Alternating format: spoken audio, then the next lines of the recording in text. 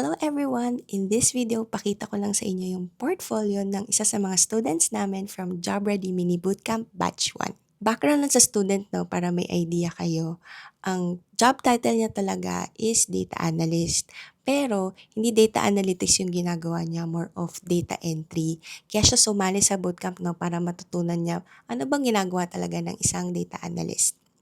And going back sa portfolio niya, ginawa niya sa web application yung portfolio niya para andun na lahat ng information about him. For example, meron siya dito about me page, may skills project, lahat na in one place.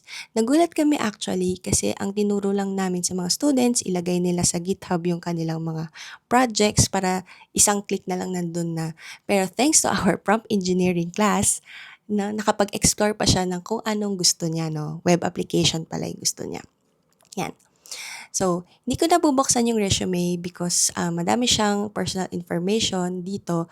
But in the bootcamp, we will teach you how to properly write your resume, not just the layout, pati kung anong dapat laman niya. Okay. Sa mga projects naman, he created 2 end-to-end projects, nakalink to sa GitHub. Ayan. Pag in-link natin siya, yan, makikita natin dito yung kanyang project. May structure na, actually, from problem statement until insights and recommendations. Ayan. Meron din siya mga pa-charts. Hindi lang, basta dashboard, na hindi mo alam kung para saan, di ba? Talagang it's an end-to-end project. Meron pa siyang isa dito. Balik tayo. Yan, pakita ko lang sa inyo. Yan.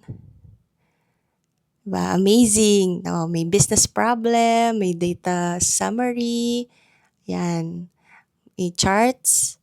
Tapos, sa baba, ayan, may mga recommendations, deliverables, at syempre, data sources kasi importante sa isang data analyst mag-cite ng inyong sources. Yan. So, balik tayo. Meron din siyang contact me page. Yan. Contact me page para in case, madali siyang mahanap, sa LinkedIn and sa GitHub. So, yun, ang galing, diba? If you are interested to become a data analyst, join us sa Batch 3 ng Job Ready Mini Bootcamp. Visit this website and see you there. Bye!